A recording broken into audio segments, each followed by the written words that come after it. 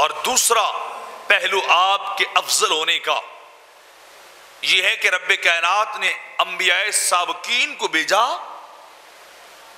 تو کسی کو ایک بستی کا نبی بنا کے بھیجا ہے، کسی کو ایک کوچہ اور نگر کا نبی بنا کے بھیجا ہے، کسی کو ایک شہر کا نبی بنا کے بھیجا ہے، ایک قوم اور ایک ملک کا نبی بنا کے بھیجا ہے۔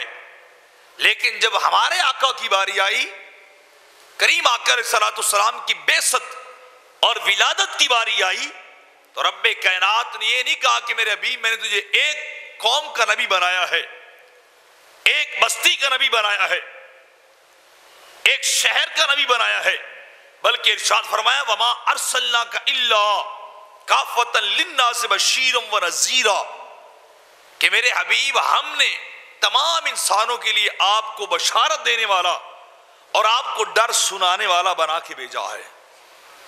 اب جہاں جہاں ابن آدم ہوں گے، وہ عرب ہو یا عجم ہو، وہ شرق ہو یا غرب ہو، وہ شمال ہو یا جنوب ہو، وہ تحت ہو یا فوق ہو، وہ کوئی بھی جگہ ہو، مخلوق کوئی بھی ہو، اللہ کی مخلوق کا کوئی سا بھی جہان ہو، میرے حبیب ہر جگہ پہ رسالت تیری جاری رہے گی، ہر جگہ پہ کلمہ تیرا چلے گا۔ تجھے ماننے والے ہوں گے تو رب کائنات ان کے ایمان کو قبول کر لے گا۔ تو فرمایا کہ ہم نے تمام انسانوں کے لیے بشیر اور نذیر بنا کے بھیجا ہے۔ تبارک الذی نزل الفرقان علی عبدہ لیکون للعالمین نذیرا۔ رب کائنات فرماتا ہے پاک وہ ذات جس نے اپنے بندے پہ فرقان قرآن کو نازل کیا۔ کس لیے نازل کیا؟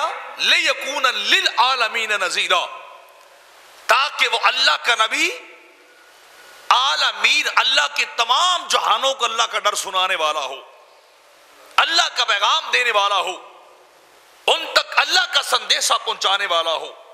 تو فرمایا للعالمین، ایک عالم کی بات نہیں کی ہے، دو عالموں کی بات نہیں کی ہے، دو جہانوں یا چار جہانوں کی بات نہیں کی ہے، بلکہ کیا فرمایا للعالمین۔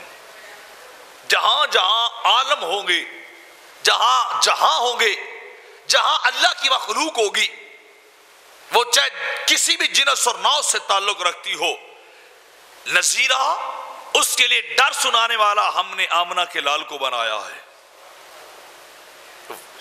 تمام جہانوں کے لیے آقا علیہ السلام کو نذیر اور بشیر بنایا گیا ہے۔